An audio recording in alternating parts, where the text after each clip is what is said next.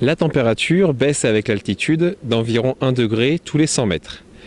Cependant, on constate fréquemment que la température est bien plus basse en plaine, sur les plateaux, en bas des pentes, dans les vallées, que sur les crêtes et autres sommets.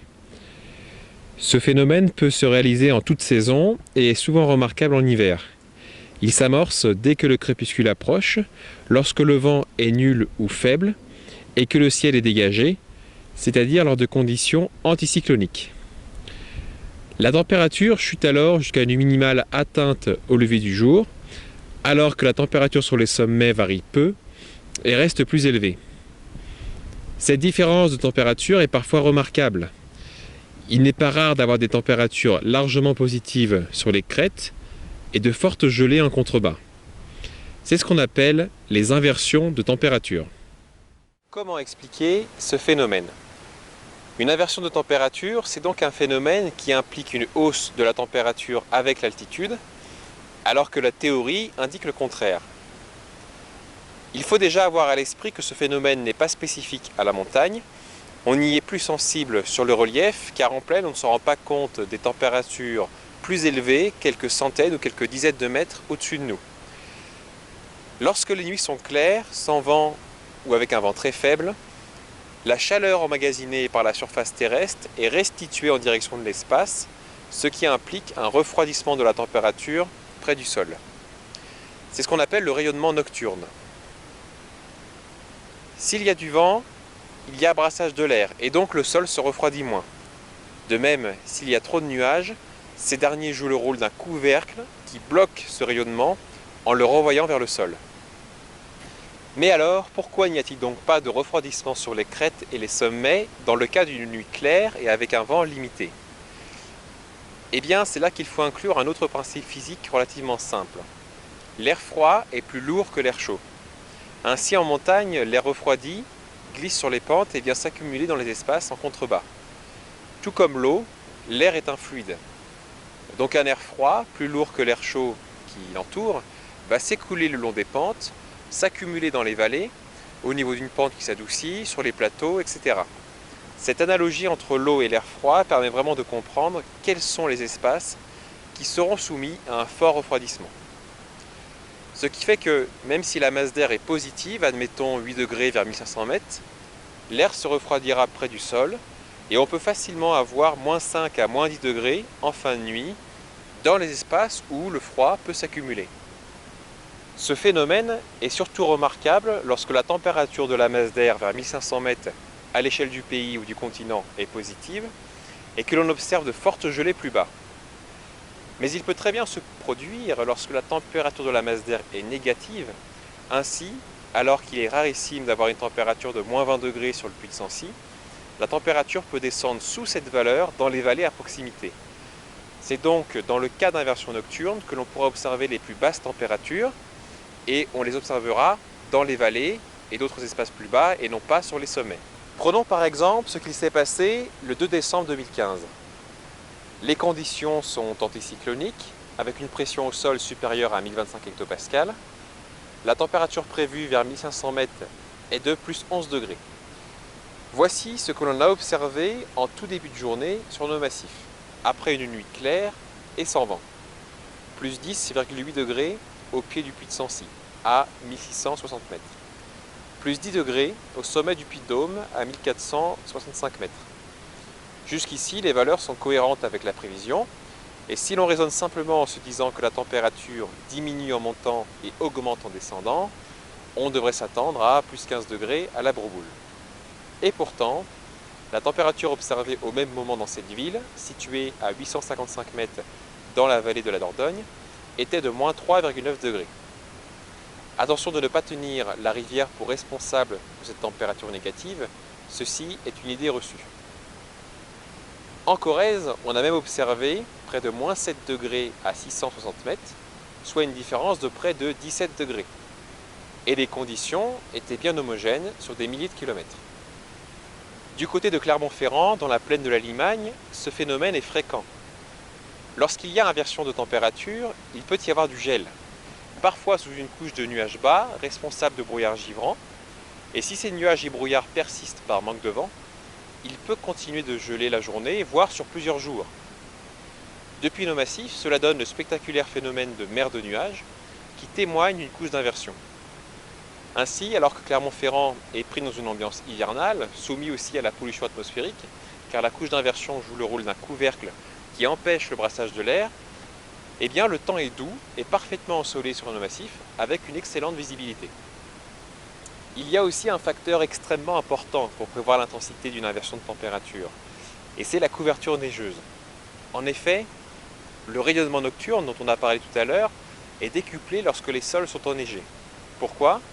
Parce que le blanc de la neige renvoie à la chaleur, contrairement aux surfaces sombres qui accumulent davantage cette chaleur, comme sur les routes où la neige peut fondre rapidement au soleil. C'est pourquoi, lorsque nos massifs sont enneigés, avec une nuit claire, sans vent et une masse d'air déjà froide en altitude, moins 5, moins 10 degrés à 1500 mètres, eh bien la température peut facilement descendre sous les moins 20 degrés à plus basse altitude dans les vallées et sur les plateaux, comme évoqué précédemment. Pourquoi est-il important d'avoir à l'esprit ce phénomène ? Eh bien, premièrement, les inversions de température sont donc des illusions.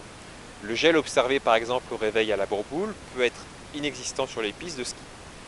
Ce faux froid a donc des influences sur l'état du manteau neigeux et sur les conditions météorologiques de manière générale. Pour autant, comme évoqué précédemment, cet air froid glissant sur les pentes sous la forme d'une couche près du sol, il est tout à fait possible d'observer un regel nocturne du manteau neigeux. Ainsi, ces conditions sont un moindre mal pour la continuité de la couche de neige. Une masse d'air douce lors d'une nuit claire et sans vent est ainsi plus favorable qu'une nuit claire, douce et ventée, car même si le vent donne une sensation de froid, dans ce genre de situation, eh bien, il favorise la fonte de la neige. Donc là on fait une expérience en situation d'inversion. La nuit a été très douce en altitude puisqu'on a une masse d'air au-dessus de nous qui est à peu près de 10 degrés à 1500 mètres. Ici on est à l'accueil, on est le 10 décembre 2016, il est à peu près 8h15 et on observe une température là sous l'abri de moins 5 degrés. Donc la configuration du lieu, on est à 919 mètres, on est dans une petite vallée et l'air froid on a profité pour descendre et s'accumuler ici, c'est fait qu'on a une température franchement négative. Maintenant on va aller voir comment ça se passe un peu plus haut, d'abord à 250 mètres de distance et seulement 10 mètres plus haut en altitude. Donc là on est seulement à 250 mètres de distance par rapport à la station qui est un peu plus bas. Ici là actuellement on relève moins 1 degré. Donc déjà on a une différence de 4 degrés, sachant que la température varie beaucoup d'une minute à l'autre. Pourquoi ? Parce que l'espace est beaucoup plus ouvert. Et ce qui fait qu'on a bien l'air froid qui s'est accumulé parce qu'il y a la bande d'Ardange qui est plus haut et on est sur une pente régulière. Mais comme il y a un peu de vent, et du coup la température elle hésite un peu entre l'afflux d'air qui est d'air doux, finalement la masse d'air est très douce, et puis cet air froid qui glisse le long des pentes. Donc il y a un petit peu de vent, il y a moins 1, mais par exemple il y a 2 heures il faisait 5 degrés et pendant la nuit il a aussi fait 0. Donc voilà, on a vraiment une station qui subit des variations comme ça de température.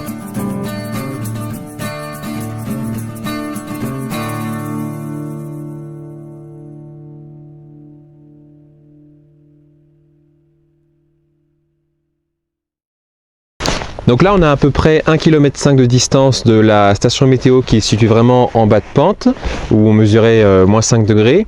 Et là l'air est beaucoup plus doux, on mesure 4 degrés. Donc on a déjà quand même une différence de près de 9 degrés à seulement 1,5 km. On peut le voir autour de moi, il n'y a pas de gel, il fait bon, il y a un tout petit peu de vent. Et voilà, et donc ça suffit justement à avoir cette grosse différence de température.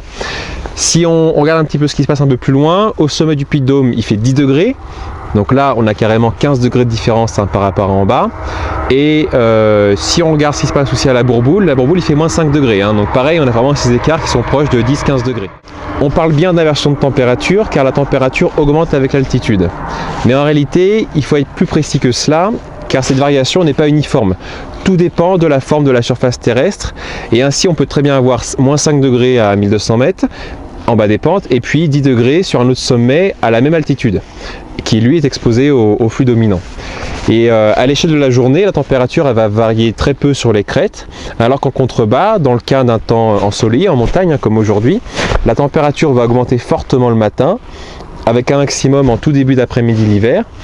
Puis, comme le soleil réchauffe peu l'hiver, ça va permettre à l'air froid de débouler à nouveau très rapidement sur les pentes, avec le retour du gel, parfois même avant le coucher du soleil. Il est aussi important d'être conscient de ce phénomène pour d'autres raisons. Lorsque la neige manque ou se fait attendre, il peut être frustrant d'observer des fortes gelées à basse latitude et de voir les canons à neige qui ne tournent pas sur les pistes. Mais ces derniers ont besoin d'une température négative pour produire de la neige artificielle. Et la température est pourtant bien positive sur les crêtes.